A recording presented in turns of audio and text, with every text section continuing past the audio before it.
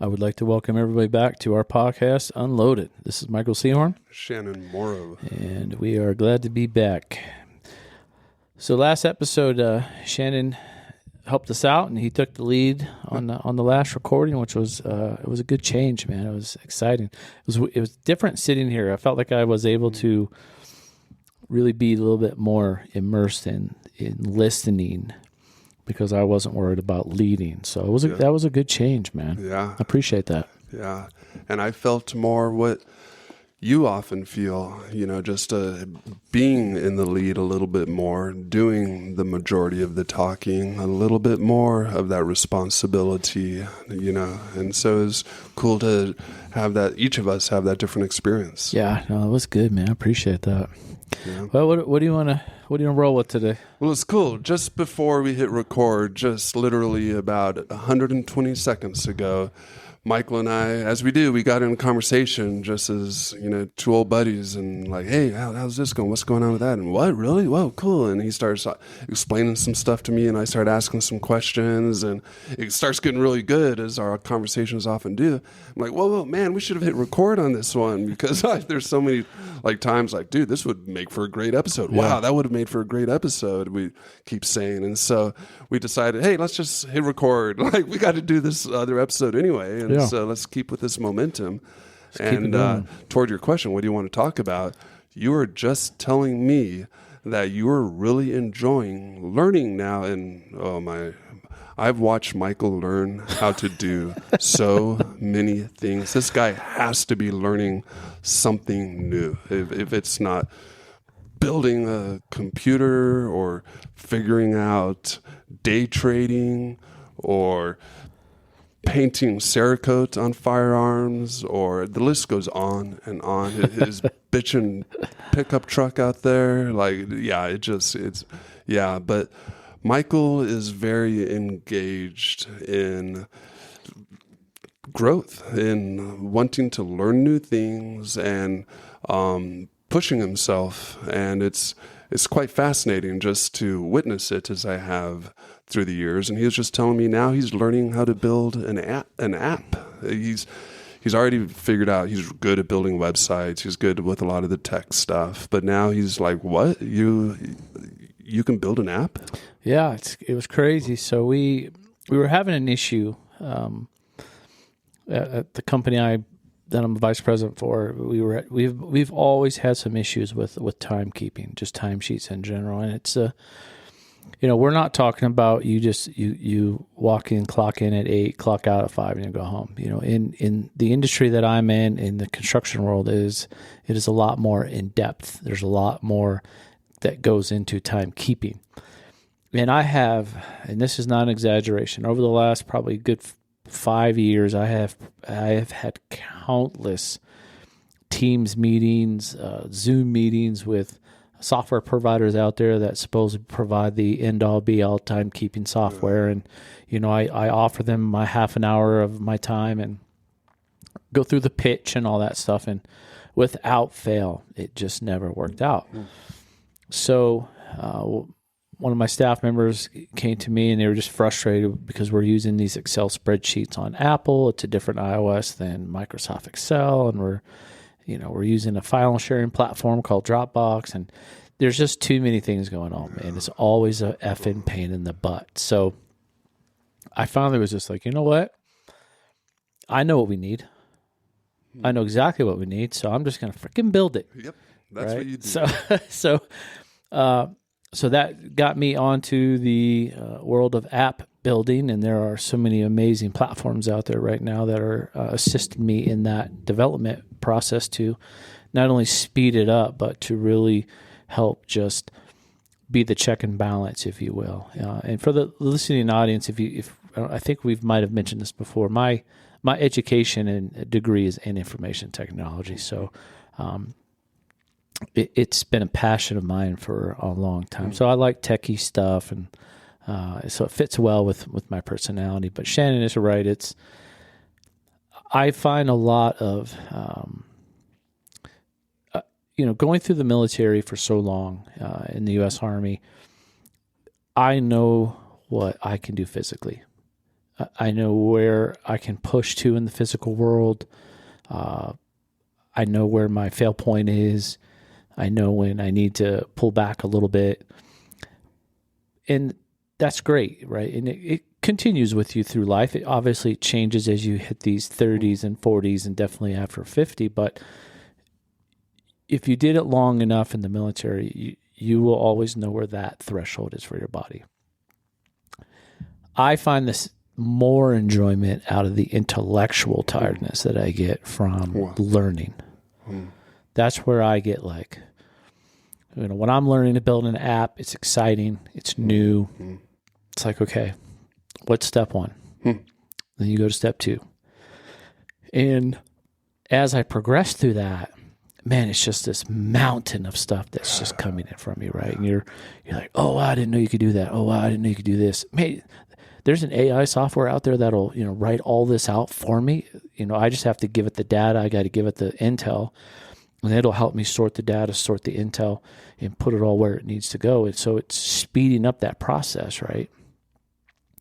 But at the end of the day, when I leave and I started with just a thought, and then I turn that thought into a practical application, and then I take a theoretical idea, and now I have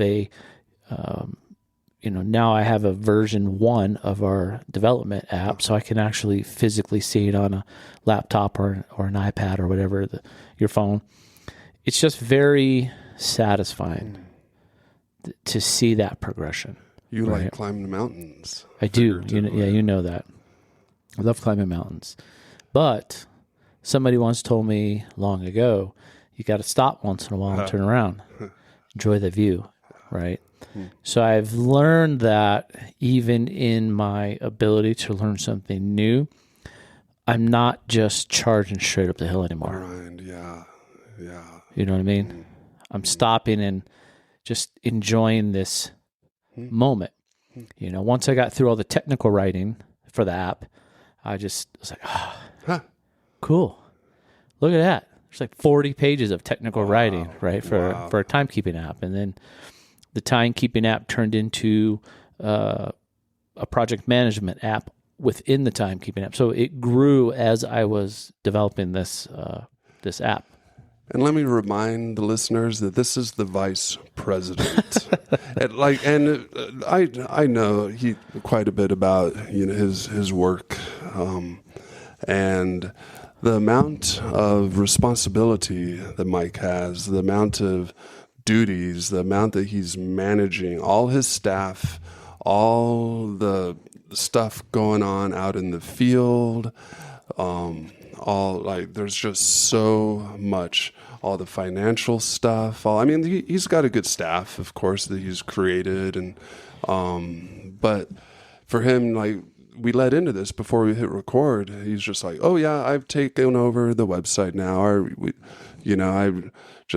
website person moved away, and I decided I can do it myself. And so I'm like, wait, but what about this and that and that? Because I know all his responsibilities on the daily, on the weekly, on the monthly, and his plate as I visualize it, it just seems like he has this heaping plate of work responsibility, and he just keeps heaping more on.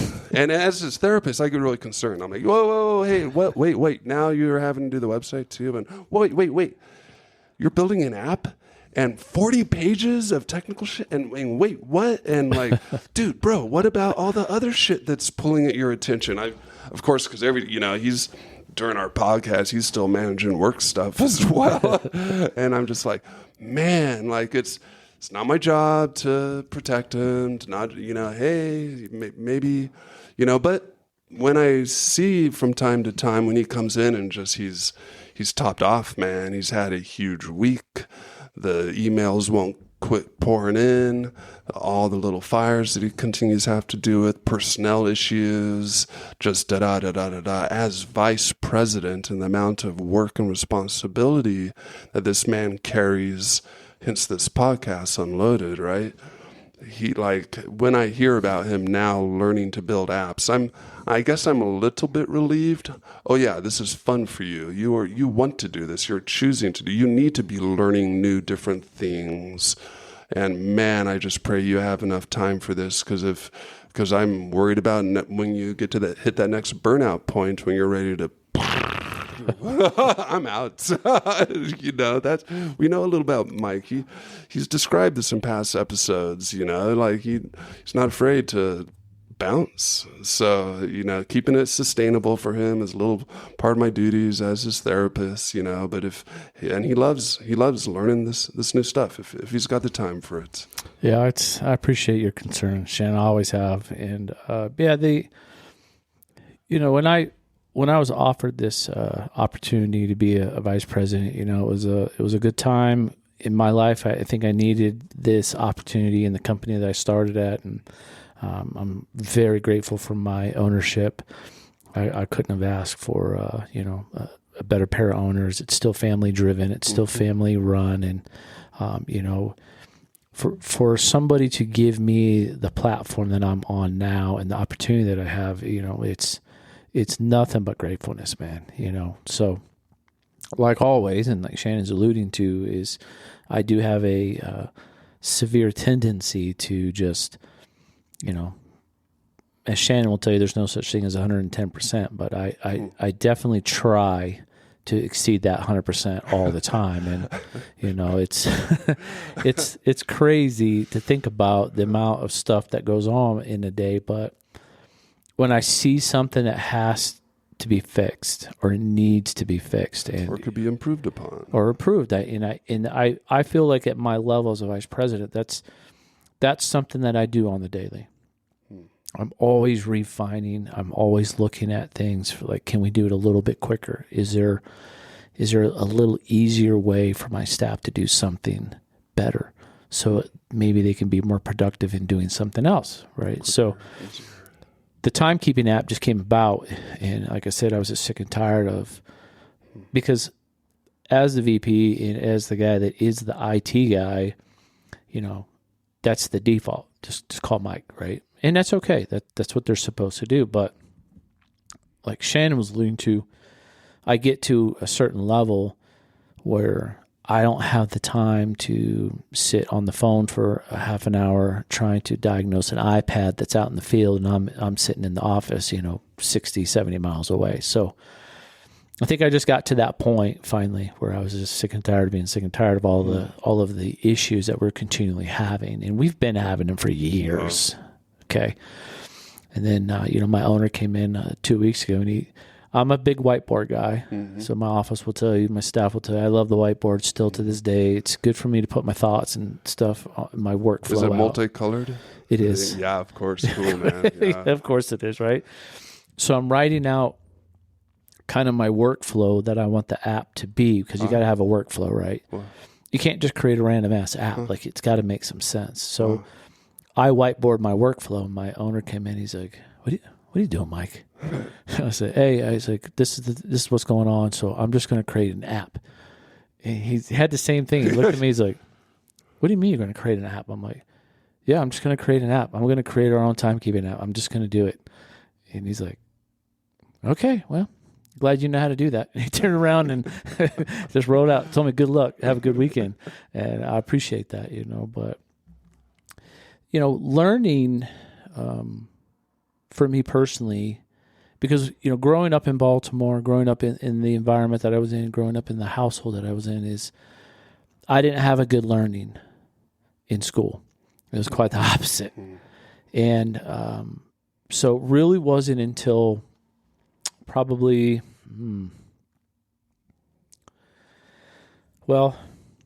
I took my first ASVAB when I was 17. I tried to get into the Air Force, and this was pre loving everybody and everybody's equal. I took the ASVAB, pencil and paper, and when I went back to the recruiter, he's like, "Man, are you fucking retarded?" And I'm like, "What?" He's like, "Seriously, man, like, you retarded?" I'm like, "No." He's like, "Are you in school?" I go, "Yeah, I go to this high school." And he's like, well, explains it. He's like, "Yeah, you got no shot at getting in the military. Oh, no. Go back to school, dude." Whoa. That's how bad it was. Huh? They did not care back then. They don't care about your feelings. They didn't care about anything. They just told you the way it was. Dummy. Yeah, No. he's like, your English is, like third grade level. Your math's a joke, dude. He's like, you need to go back to school. You didn't even score high enough on the ASVAB. No. Whoa. No. So I, defeated as I was, I just cut tail and went on with life, right? And didn't even think about that ever again. No. Tried to forget about it, to be honest with you. Probably wasn't until I was like 20, I think it was 21, I went into the police academy in California, and I got a rude awakening, man, quickly, because it was very academically high on expectations. You had to cut it 80% on every written test, or you'd fail. Then you got one remedial opportunity to pass. That's it. If not, you're out. Yep. So I learned real quick where my shortcomings were. Because I think for the first like 4 weeks of the police academy, it was heavy into the law, constitutional law, right? Yeah. Now, mind you, this is something that I have no idea about, because I'm just, I'm semi-retarded at that point, because I didn't get a high school education like I should have. It was very difficult. I remember being pulled aside by the instructor at the time, and he took me off into the side office, and he's like, here you go, Mike. He says, this is where I'm at. So you failed every single test for the first 4 weeks. He's like, I don't know if you've got what it takes intellectually. And I go, no, I can do it, man. I know I can do it. And he's like, well, listen, you are going to come in on Friday when everyone's doing lunch, and you're going to take your 4 failed tests. If you fail one of them, your day of wanting to be a police officer is over. Bye. So that was a rude awakening for me at a 21-year-old level as a young man. And from that day forward, I studied and studied and studied and studied and studied. And for me, I wasn't the guy that would read something and remember it. That wasn't my forte. No. I could read it 15 times and I just wasn't getting it, man. So I had to start writing shit out all the time. Read, I'd write it out. Read it again, write it out. Finally, it started getting a little bit better. I started getting things to stick a little bit more, and I had to change my learning habit to adapt to that high level of expectation. So that was my groundbreaking experience in learning. And then after graduating the police academy, it wasn't but 2.5 years later I was off to the U.S. Army, because I knew that was still my thing. I needed to be in the military, and that was in 1998. I think, 1998. And conversely, I took the ASVAB, still paper pencil back then, and killed it. Yeah. Killed it, man. Like, the recruiter was like, oh, what do you want to do, man? Here's a list of everything you can do, pretty much whatever you want, and I picked my path and never looked back. So I think that was my start of where I really started enjoying how to, I was learning. I was becoming better. I was speaking better. I was understanding things better. People were treating me differently. So all of that being said, I hate to say this, but 30 some years down the road, I love learning new things, man. Wow. Thank you for that, man. That's powerful. From initially it was quite challenging, and to face that and work through that and flip that to now where you are today as vice president of this company, loving, creating apps, and the rest of us are, what? That's inspiring, man. Yeah, I appreciate that. There's a lot of negative on that path, man, because there's a lot of haters out there, and I had to learn to figure out, it's not personal. I didn't take it personal. The one thing I have learned is when you start creating a new you, that makes any sense. I don't know if that's a good term for it, but when you change direction in life and you really start pouring into yourself a lot, and you're trying just to grow and be better, man, your list of haters gets long quick. Yeah. And what I found out is it makes people uncomfortable because they're not doing the same thing, or they're not, maybe they don't have those desires or those, And sometimes, you know what I mean? And also, wait, that's not the Michael we know. Wait, no, this is the Michael we know. This is how we understand Mike. This, and then, whoa, wait, you're changing. And like you just referenced, that, why, it can light people up personally inside themselves, if they're feeling kind of stagnant or stuck, but they will project that onto the other one, the person who's actually facing the difficulties of growth. And that list increases. Yeah, it was crazy, man. So my advice out there to any listener that's listening to this is, if you are on a path where you're creating a new you and you're doing things that maybe make people uncomfortable, man, just pour into it. Don't stop. Don't stop, man, because it gets easier. It gets a lot easier, man, to ignore it, to be honest with you. Yeah. I'm comfortable with me. I mean, I'm sure the audience by now knows that. I'm comfortable with who I am as a human being now. Mm-hmm. I don't have anything to prove. I'm not trying to prove anything to anybody. I'm just doing me, and I'm enjoying my life. And in my life, I like to learn new stuff, man. And it's the silliest things too. My wife says it a lot. She's like, oh, this broke. And I'm just like, crap. I go out there, get what I need out of the shop, and next thing you know, I'm out there fixing whatever. And she's like, I didn't know you could do that. I'm like, well, I've never really done this, but, I'm just giving it a shot, winging it, you know what I mean? And just kind of using some common sense, right? And, she gets amazed sometimes too. It's just like, just out of nowhere. She's like, you get the most like, she knows, man, like, like Saturday morning, probably by 07, I'm itching, man. I'm itching. I got to get something done for the day. In my head, I got a long list of things that I would like to do. And then there's the reality of what probably will get done. And then I just start getting, and I start getting after it and pouring into it. And then along the way, I get like these weird thoughts of, oh, it'd be nice if I just built this, it would help, whatever that project is I'm working on, right? So I just go down to the hardware store, get what I think I need, I come back, and I just start building it. And, I know that's a special thing. I know not everybody can do that, but it definitely helps. And I think the reason is because I really do enjoy just learning, man, and try new stuff, dude. What a testament, man. Thank you for that. Right. Yeah. I don't care if I fail at it. I mean, I can't learn any other way. Right? Comfort with failing. Woo. Right. Because maybe that's part of it. That's kind of uncommon. It's a lot more intimidating to a lot of us. What if I fuck this up, man? What if I... You will. Huh? You will. But at some point. I don't want to break it. I don't want to mess it up. What if... Look, I'm not condoning. Don't go out and try to build your own house if you don't know what you're doing, okay? That's not what I'm saying. What I'm saying is that fear is a healthy thing if you understand if it's real, right? Like my wife's terrified of snakes. She hates the snakes.